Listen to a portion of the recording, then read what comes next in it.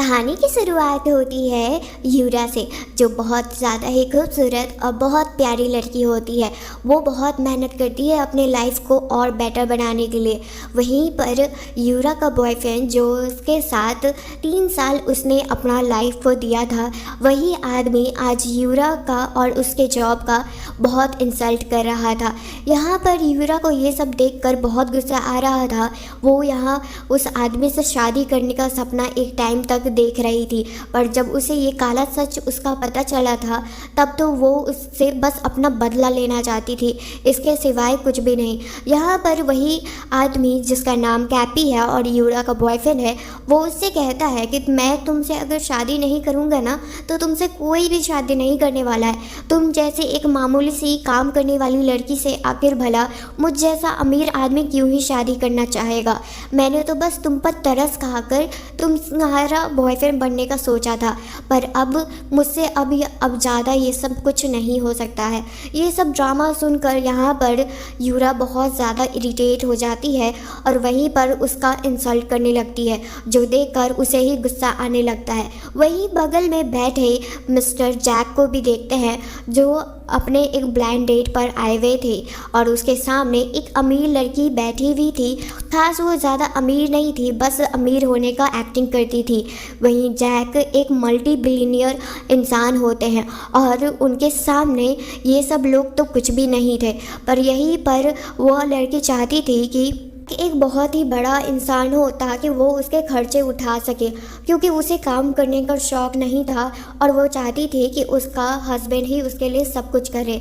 वहीं जैक को ऐसी लड़की की खोज थी जो उसका साथ बने, ना कि उसके पैसों के लिए बस उससे प्यार करने का नाटक करे और उसकी वाइफ बने। वहीं वो यूरा को भी देख रहा था, जो अपने बॉयफ्रेंड से लड़ रही होती है और उसे उसकी औकात दिखा रही होती है। ये सब देखकर जैक को बहुत ज़्यादा अच्छा लगता है और वो बस यूरा को देखते रह जाते हैं। यहीं पर जैक अपनी ब्लाइंड डेट को सीधा कह देते हैं कि मुझे ये मत समझो कि मैं कोई अमीर इंसान हूँ। वो उस लड़की से झूठ कहते हैं ताकि वो उसका असलियत जान सके, और जैसे ही वो ये कहते हैं कि वो अमीर नहीं है, तब वो लड़की सीधे उसे ये कहती है कि मेरा एक्स बॉयफ्रेंड मुझे इतना कुछ ला कर देता था, पर फिर भी मैं उससे शादी नहीं करना चाहती थी, और तुम चाहते हो कि तुम्हारे पास कुछ भी नहीं है और मैं तुमसे शादी करूं। ऐसा ड्रीम अपने सपनों में ही बस देखते रहना। और यही सब कमेंट सुनकर यहाँ पर यूरा उसे चिढ़काते हुए और अपने बॉयफ्रेंड को चिढ़काते हुए कहती है कि मेरे पास भी 2 हाथ है, मैं भी काम कर सकती हूँ और मुझे काम करना पसंद है, और मैं नहीं चाहती कि अपने हस्बैंड पर मैं बोझ बनूँ, उसका साथ निभाना चाहती हूँ मैं। और ये सब कुछ सुनकर यहाँ पर लड़की को उससे कोई मतलब नहीं पड़ रहा था ताकि वो कुछ भी वहाँ पर कहे। और वहीं पर यहाँ और यूरा और कैपी के बीच में बहुत ज़्यादा लड़ाई बढ़ने लगती है, और जब बदतमीजी आगे बढ़ती है तब जैक बीच में आते हैं और यूरा को सीधे शादी के लिए प्रपोज कर देते हैं।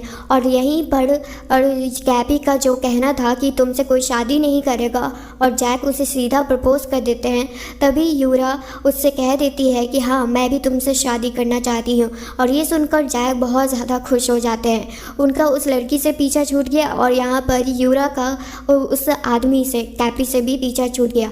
पर फिर भी कैपी का घमंड कहीं गया नहीं होता है, वो उसी के साथ था और उसे अभी भी लग रहा होता है कि ये दोनों गरीब इंसान एक ही साथ अच्छे लगेंगे, और उन दोनों का इंसल्ट कर कर वो वहाँ से चला जाता है। ऐसे ही जैक और यूरा बाहर आते हैं, वहीं पर जैक के बॉडीगार्ड्स और उनके सेक्रेटरी उनका बहुत अच्छे से स्वागत करते हैं, क्योंकि वो उन्हें लेने के लिए आए हुए होते हैं। और जैसे ही यूरा ये सब कुछ देखती है, वो बहुत ज़्यादा हैरान हो जाती है कि आखिर जैक को इतना सब कुछ रिस्पेक्ट क्यों मिल रहा है। वहीं जैक ने कहा यही था कि उसके पास कुछ भी नहीं है और वो एक मामूली सा जॉब करता है, तब ये सब क्या है। और सेक्रेटरी सबको समझ जाते हैं जैक के इशारे पर, और वो बिल्कुल वैसा ही एक्टिंग करते हैं जैसा यूरा को समझ में आना चाहिए था कि जैक बस उनके साथ काम करते हैं, वो तो बस उनका आदत है अपने घर को रिस्पेक्ट देने का। फिर उसके बाद अब जैक और यूरा का फाइनली शादी हो जाता है, और यहाँ पर यूरा बहुत ज़्यादा खुश होती है, क्योंकि उसे यही लग रहा था कि कहीं कैपी का बददुआ उसे ना लग जाए और वो हमेशा बिना शादी के रह जाए। और यहाँ पर जैक से उसका शादी हुआ था, जो एक नज़र में ही वो उन्हें पसंद करने लगी थी, तब यहाँ पर वो बहुत ज़्यादा खुश थी। और वहीं पर जैक भी बहुत खुश थे, क्योंकि जैसी लड़की मिलना उनके नसीब में था, वो इसके लिए बहुत ज़्यादा लकी थे। और यहीं पर अब यूरा और जैक अपने फाइनेंशियल सिचुएशन के बारे में बताते हैं और कहते हैं कि उनके पास ना रहने के लिए प्रॉपर अपना घर नहीं है, जिस पर यूरा बस इतना ही कहती है कि तुम उसकी टेंशन मत लो, हम दोनों मिलकर अपना खुद का घर बनाएंगे। और ये सुनकर वहाँ पर जैक तो बहुत खुश हो जाते हैं, क्योंकि वो अपने लाइफ में बस लड़की को देखे थे जो हमेशा उनके पैसों के पीछे थी। और यहाँ पर यूरा को तो अमीर लोगों से ही नफरत था, और ये चीज़ देखकर उन्हें अच्छा भी लगा था, उसके साथ बुरा भी, क्योंकि एक दिन अगर यूरा को उनके बारे में पता चल गया तब वो क्या सोचेंगी उनके बारे में, और यही सब उन्हें टेंशन सताया जा रहा था। पर फिर भी जैक अपने मन में यही कहते हैं कि वो सब कुछ हैंडल कर लेंगे। वहीं सेक्रेटरी जैक और यूरा के लिए एक छोटा सा घर खोज रहे होते हैं, जो कि वो यूरा को पसंद आए और जैक को भी अच्छा लगे। फिर उसके बाद सभी लोग काम में लग जाते हैं, और जब यूरा और जैक अपने के लिए घर देखते हैं तब यहाँ पर रेंट यूरा सुनकर बहुत मना कर देती है सबसे पहले तो। और यहाँ जैक इशारा करते हैं कि अगर मेरी वाइफ को ये घर पसंद नहीं आया तो मैं तुम्हें नहीं छोड़ूंगा। फिर उसके बाद वही इंसान जो अभी 10,000 पर मंथ का बता रहा था, वो अब 3,000 बताता है, जिसकी वजह से यूरा हाँ कर देती है और ये घर उन्हें मिल जाता है अब। और यूरा को और ये जैक को भी ये घर बहुत ज़्यादा पसंद आता है। फिर उसके बाद दोनों मिलकर उस घर को अच्छे से डेकोरेट करते हैं। बीच बीच में यूरा को थोड़ा शक तो होता है जैक के पहनावे और उसके सामानों को देखकर, पर फिर भी जैक वो सब कुछ संभाल लेते हैं। को देखते हैं जहाँ पर जैक अपने कंपनी का कुछ काम कर रहे होते हैं, तभी उनकी वाइफ उन्हें देख लेती है उस डॉक्यूमेंट के साथ।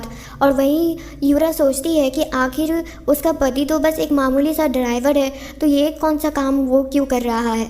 जबकि वहाँ पर ये चीज़ समझकर जैक यही कहते हैं कि वो अपने बॉस के सेक्रेटरी हैं, वो भी सीक्रेट वाले, और उन्हें ये सब कुछ छुप छुप के काम करना पड़ता था।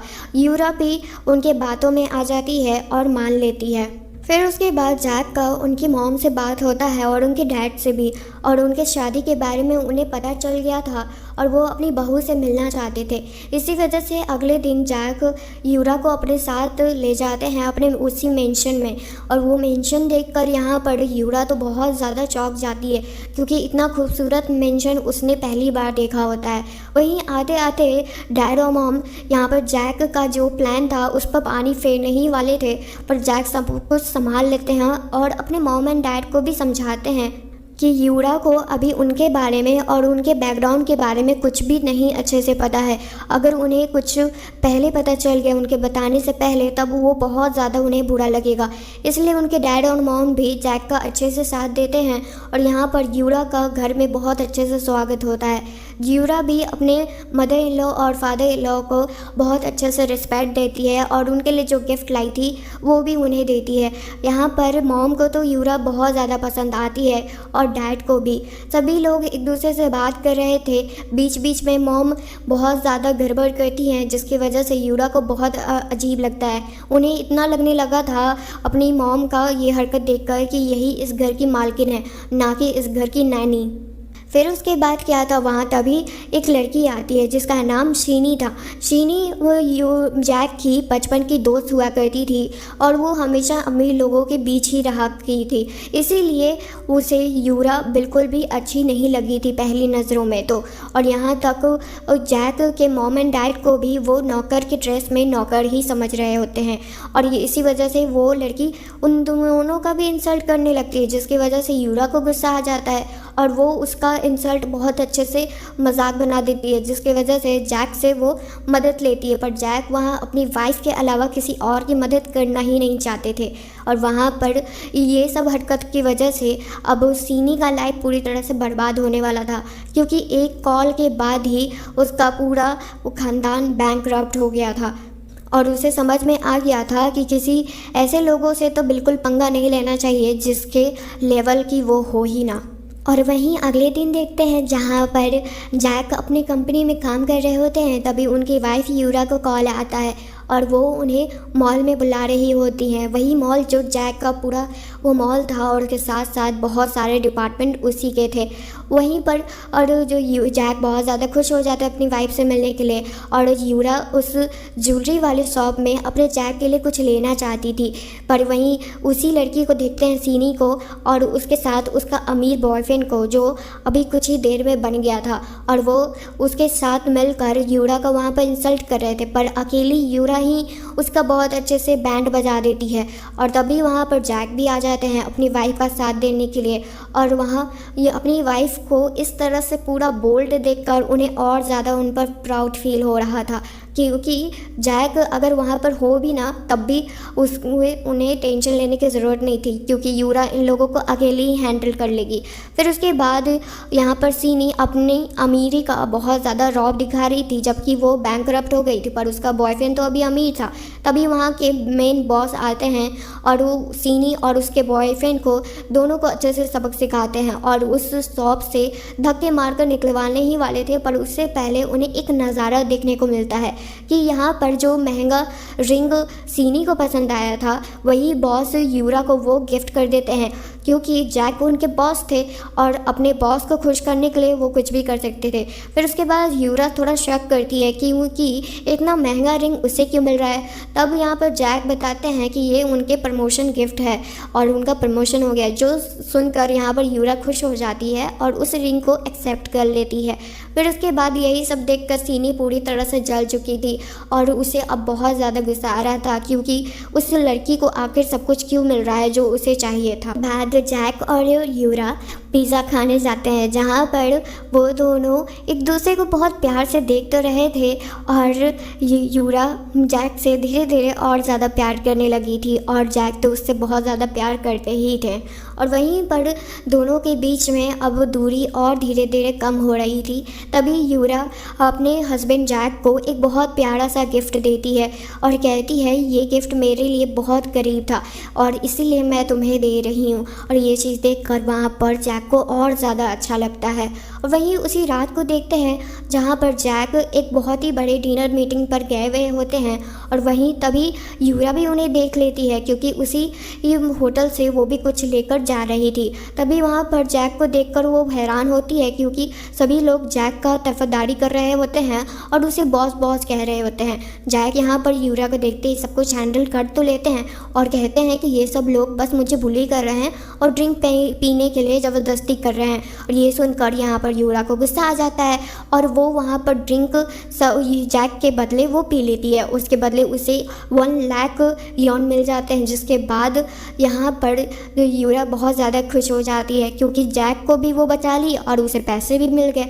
पर वहाँ अब यूरा बहुत ज़्यादा ड्रंक हो चुकी थी। जैक उसे घर वापस लेकर जाते तो हैं, पर यहाँ पर वो होश में नहीं थी, जिसकी वजह से जैक के वो और धीरे धीरे करीब आ रही थी।